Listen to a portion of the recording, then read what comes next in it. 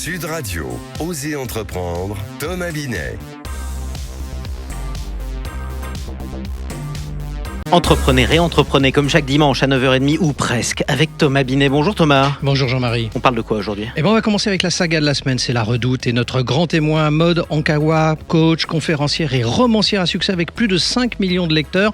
Et puis on se posera une question pour terminer notre rendez-vous. C'est l'importance de l'expérience client. Pourquoi cette expérience client est-elle cruciale pour la fidélisation ? Oui, ça c'est important, effectivement. Mais avant ça, comme chaque semaine, en partenariat avec le magazine Entreprendre, on rentre dans la saga d'une marque que tout le monde connaît, une espèce de bottin avec des vêtements, des gens, des enfants. Franchement, on a grandi devant ce bottin, en quelque sorte. C'est une sacrée marque. L'histoire est pourtant souvent méconnue. Je parle de La Redoute, une saga de 180 ans, mon cher Thomas, qui a su traverser les époques. Racontez-nous comment ça a commencé, La Redoute. Eh bien, Jean-Marie, tout commence en 1837 à Roubaix, sous l'impulsion de Joseph Paulet. Il fonde une filature de laine en pleine révolution industrielle, mais c'est son fils Charles qui va réellement transformer l'entreprise en créant un système de vente par correspondance en 1873. L'idée était simple, proposer des produits textiles directement aux consommateurs, sans intermédiaire. Un pari gagnant qui marque le début d'une success story. Alors, le fameux catalogue de La Redoute dont je vous parlais, qui ressemblait presque à un bottin, il a meublé tant de foyers français pendant des décennies que c'est difficile de le compter. Mais comment l'entreprise arrive à se réinventer face au numérique ? C'est le vrai sujet, parce que dans les années 90 et 2000, avec la montée en puissance d'Internet, La Redoute fait un virage stratégique majeur en développant son site e-commerce. Aujourd'hui, c'est un véritable leader du digital. 90% de son chiffre d'affaires est réalisé en ligne et elle attire 7 millions de visiteurs uniques par mois. Un bel exemple de transformation réussie qui prouve qu'une marque historique peut être aussi moderne qu'innovante. Et qui a de l'avenir, du coup ? Eh bien, l'avenir s'annonce prometteur. Depuis 2018, La Redoute appartient au groupe Galeries Lafayette, ce qui lui donne une force supplémentaire. Elle mise énormément sur l'omnicanalité en combinant digital et points de vente physique, sans oublier son engagement vers une mode et une décoration plus responsable, avec d'ailleurs des collections créées en interne. La Redoute, c'est donc 180 ans d'histoire, comme vous l'avez dit, et ce n'est que le début d'un nouveau chapitre. Souhaitons-lui en 2 siècles. Omnicanalité, définition d'omnicanalité, s'il vous plaît ?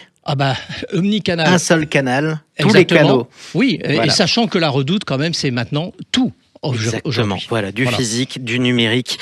Tout de suite, on accueille mon cher Thomas, notre invité, votre témoin de la semaine. C'est Maud Ankawa, bienvenue.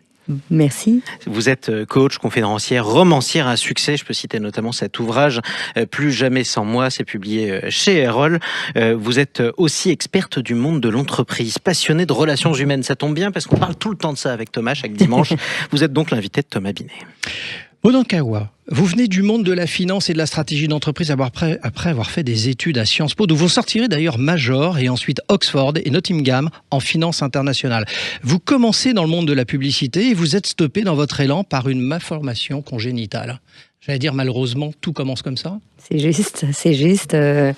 Voilà, et je crois qu'à chaque fois, il faut rebondir avec ça. Et effectivement, j'ai passé quelques semaines à l'hôpital pour régler ça. Quelque temps après, vous prenez la direction financière de start-up dans les années 2000. Vous créez une société que vous vendrez en 2010 à Dassault et le 11 novembre 2012, votre associé qui a 50 ans à peine décède d'une crise cardiaque. Peu de temps après, vous faites un arrêt cardiaque vous-même, vous déciderez de partir au Népal. Par 2 fois à cette issue, c'est déclencheur.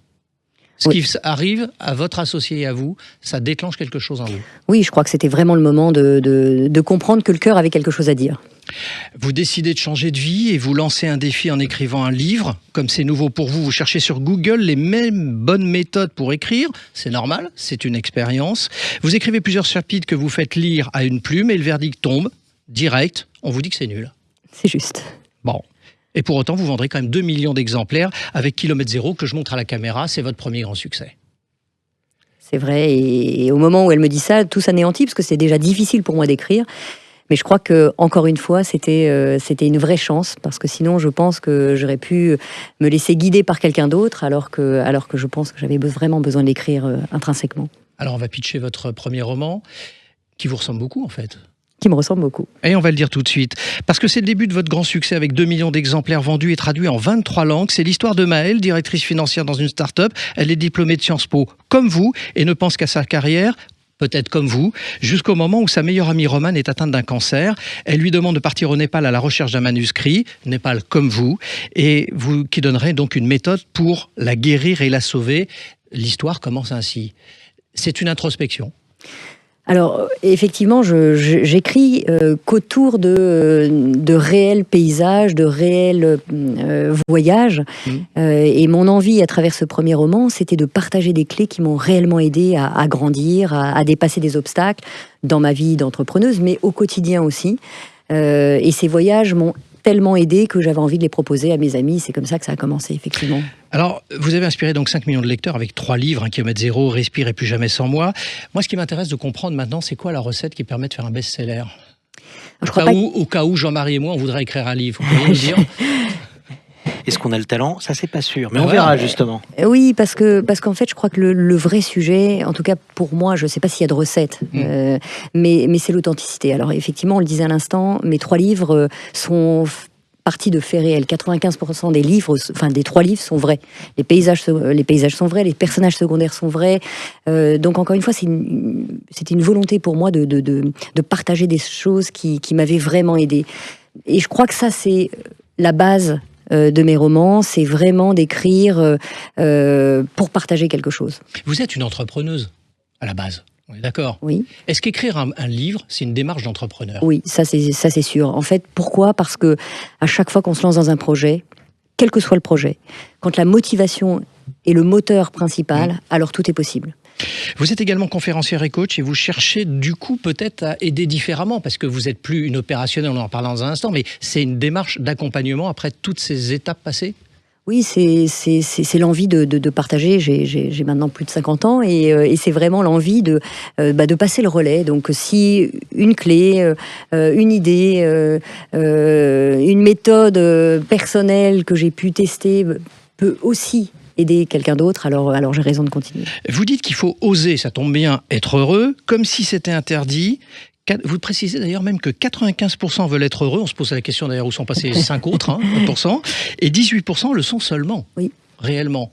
Oui, parce qu'on fait beaucoup de choses par habitude, on fait beaucoup de choses parce que on veut faire plaisir. Alors on va faire tel type d'études pour faire plaisir à ses parents, et puis ensuite on va faire tel type de choses pour faire plaisir à sa femme ou son mari. Et au final, on n'est plus en phase avec soi. Je vous interromps, vous avez une carrière internationale. Est-ce que c'est très français ce dont vous me parlez ? C'est très européen, en tout cas. Oui. Mais c'est vrai aussi ailleurs. Il y a beaucoup de contraintes dans tous les pays. Après, il y a certains pays qui valorisent d'autres choses. Comme par exemple, en Orient, on valorise davantage les émotions. En France, on ne sait pas ce qu'est une émotion. Il faut surtout les réfréner. On se lance et on ose davantage aux États-Unis. Là où en France, on va plutôt vous pointer du doigt dès que vous commencez à trébucher. Eh ben justement, on va en parler. Ça sera ma dernière question. Parlons échec. Est-ce une étape nécessaire pour réussir dans sa vie d'entrepreneur pour vous ? Ah mais c'est fondamental. Il n'y a pas une réussite sans échec. Valoriser l'échec quelque part. Ah mais c'est même le processus normal, c'est-à-dire qu'on ne peut pas réussir sans tomber. Ça veut pas dire. Le problème, c'est la connotation du mot échec. Le mot échec, c'est un mot négatif dans l'esprit des gens, alors qu'en réalité, c'est un processus normal de réussite. On tombe, on se relève, on tombe, on se relève, et si on se relève une fois de plus qu'on est tombé, alors on réussit. Donc oser entreprendre, c'est accepter l'échec. Merci à vous. Merci à vous. Merci en tout cas Maud Ankawa. Je rappelle plusieurs de vos livres quand même. Plus jamais sans moi, c'est publié chez Erol Roman. D'ailleurs, plus de 5 millions de lecteurs, mon cher Thomas Binet. En tout, sur les 3 ouvrages. Bravo. Merci à vous. Tout de suite, on explique quelque chose. Bruno, le spécialiste des fournitures et de l'équipement pour les professionnels, présente Sud Radio, Osez entreprendre, Thomas Binet. Bon, on est toujours avec vous, mon cher Thomas. Vous nous aviez parlé de l'expérience client. C'est fondamental dans le monde de l'entreprise. Précisément, concrètement, pourquoi c'est crucial pour fidéliser ?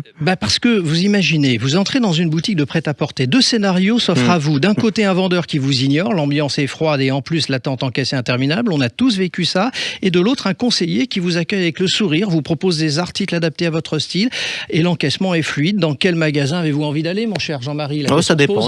Écoutez, vous en tout aimez cas, vous je faire crois du mal. que votre réponse a l'air évidente. Oui, parce que l'expérience client, c'est ce qui transforme une simple transaction en une relation durable. Aujourd'hui, les consommateurs ne cherchent plus seulement un produit ou un service, ils veulent une expérience fluide, agréable, mémorable, bref, vivre un véritable parcours client. Bon, en bref, bien traiter ses clients, c'est fidéliser les clients, les faire revenir, en attirer de nouveaux ? Oui, c'est la clé. Une expérience positive génère du bouche à oreille, de la recommandation. À l'inverse, une mauvaise expérience se répand comme une traînée de poudre.